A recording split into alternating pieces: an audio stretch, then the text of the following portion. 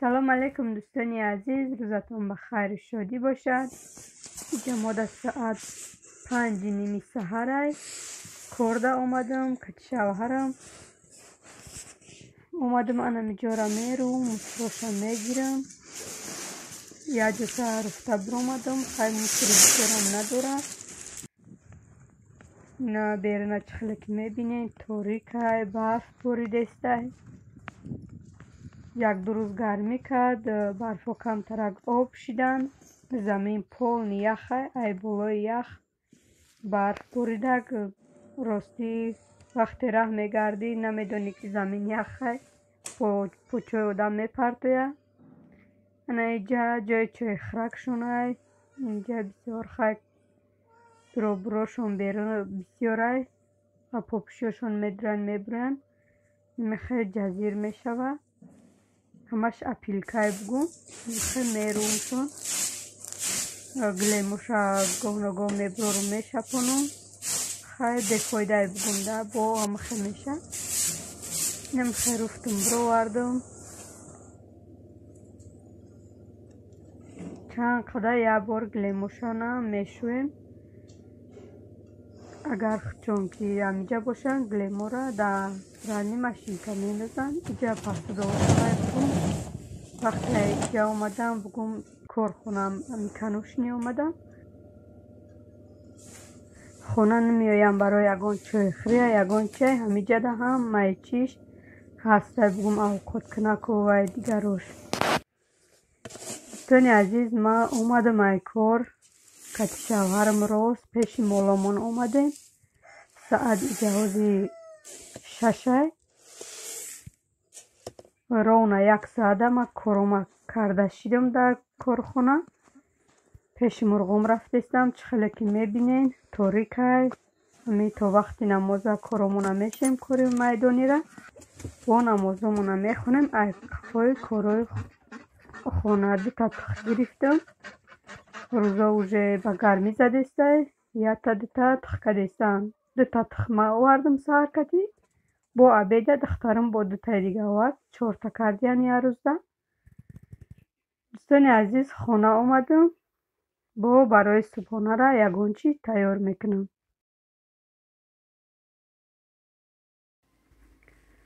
خلدنیک شیره گرفتم نگاه کردم و روش قیماق غوص کردگی گرفتم.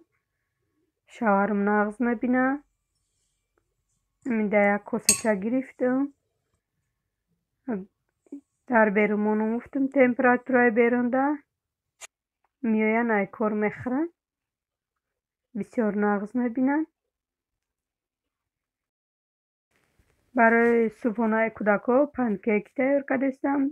2 دانه تخم لد زدیم. میخوای نیم استکان شکر نیم استکان دیگر افغان انداختم آمیخته میکنم. شروع بعد 2 استکان دیگر شیر میاندازم. شیر کمتر من شیر گرم کردم. خلدنی گرفته بودم. اینو میخوای آمیخته میکنیم. دیجا 2 استکان زیادتر بگم ارده یا پچکر از رختیل میخوای از رختیل وقتی همی ایشنگ میگیری وقتی میبیزی اینو میخوای درشته یا نمود کلوله داره نمیدونم و چیه رنگ سخر باره. اینو میخوای آمیخته کردم. دخترها میپزیم در سکراتگاه سخوی ما پختم. من خیلی و پنکیکی را بگم که بسیار نمیپزم بلینچکو برای کودکو آلادوشکی میکردم. خیلی را کم وای میکردم بسیار نمیکنم چند مقدار یه بار. اینجا یک پدپیسچی خواهش کرد که اپا طرز تیار نمودن ارتاله را نشان تین. اینجا بچه ها که بسیاری هن من یک کاسه آب انداختم ارد انداختم آمیخته کردم. ارده کتی آب بعد شیر انداختم. میخوای شیر شما میتونین شیرتون گر کرده اندازیم برای که تگی یمی کسرولتون نسوزه. кофта меистем дар болои плита таги ами касрулмон начаспад то ҷӯш омада мешад. иҷа боша ҳам отала пухтестам.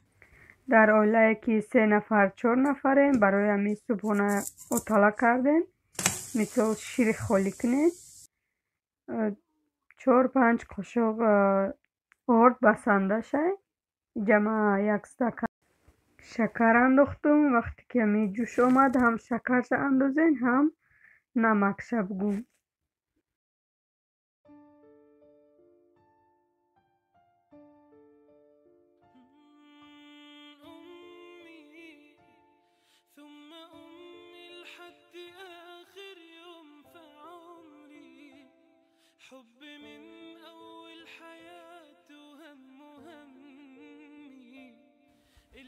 خیلی که میبینین جوش اومد اتالای ما کوفته میستیم که می تاگش نچسبه وقتی جوشیدنده.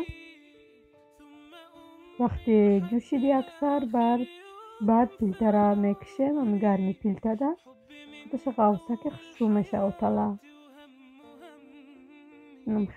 خیلی که میبینین امی که جوش اومد خودش غوص شدن میگیره. دوستانی عزیز صبحانه کودکارم تیار شد. بچه مکتب رفته بود تو همه ساعتهای 7:30 بگم که هم اتالا را تیار کردیم هم صبحانه کودکارم. نمی ورینی مالینه به نهایت محقول شونه برای می قطع درد و سلفه و گریپ. یک بابوشکه داشتن اما بابوشکشان خونش رفتیم. این سال شما دما مالینه ندادم گفته 2 بانکه 1 لیتر مالینه ورینی داد. به نهایت خوشروه هم در ماشینه خودش تیار کردگه بابوشکه. اینم خیلی دوستانی عزیز اتالای ما هم تیار شد. شما میتونین تیار کنین در خونه. ما میخواه اول اتالا را نمیخواه تیار میکنیم. کمتر از آرد کمتر از آب یک جای میکنیم با شیرش میندازیم. میخواه اتالا را ما اول میخواه تیار میکنیم. هر کس هر خیل تیار میکنه.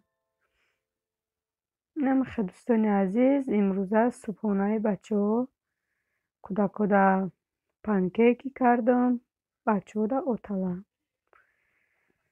ایجا باشه همه جا را 1 نیمه کردم.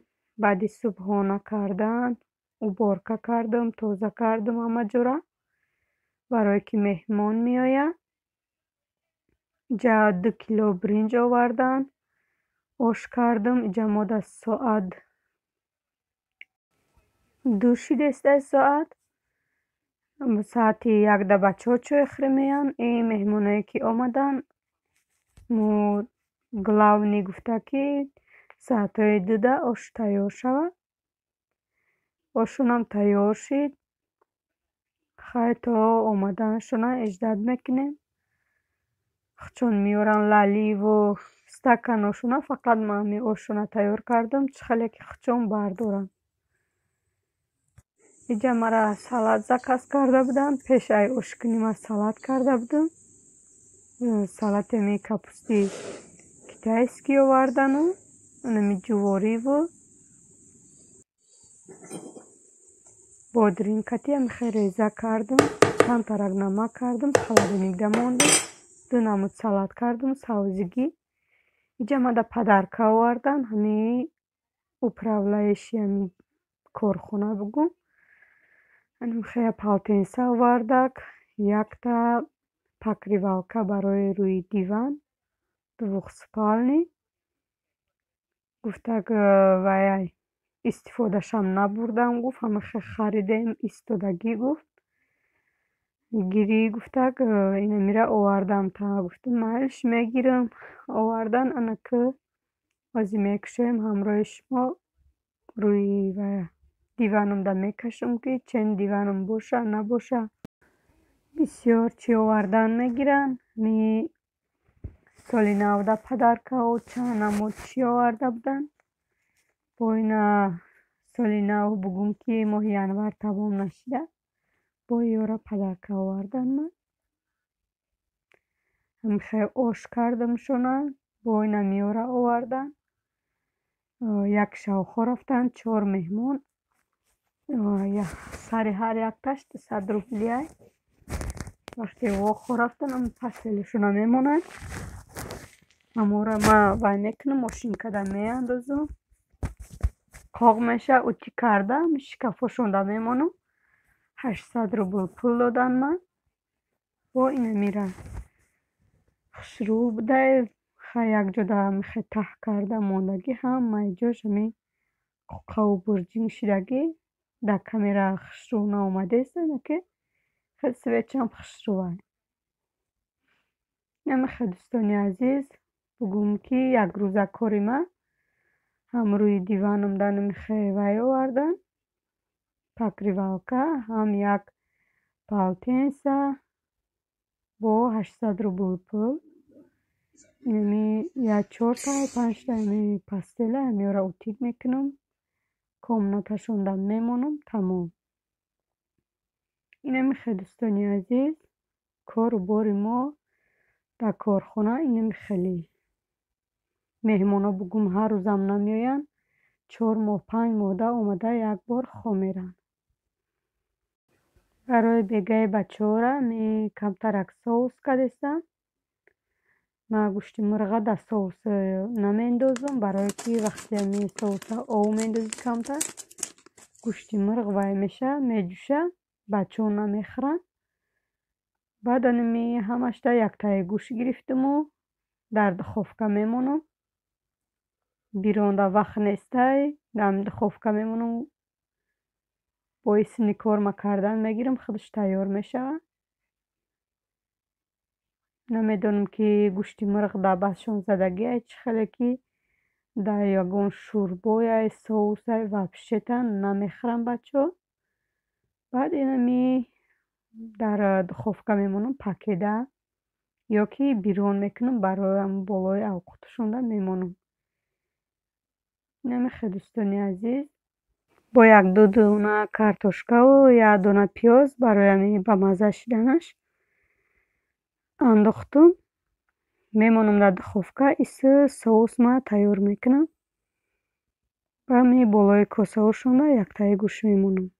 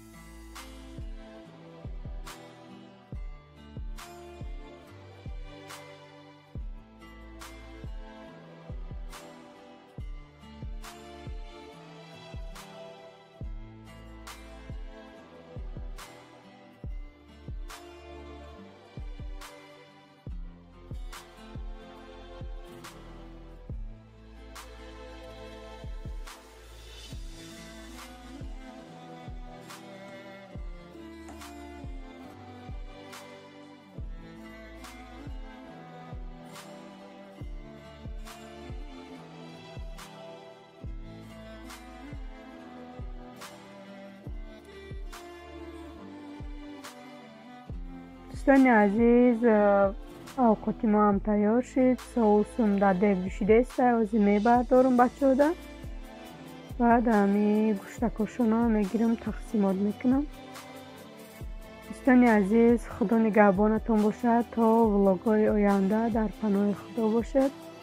رحمت برای دستگیریاتون.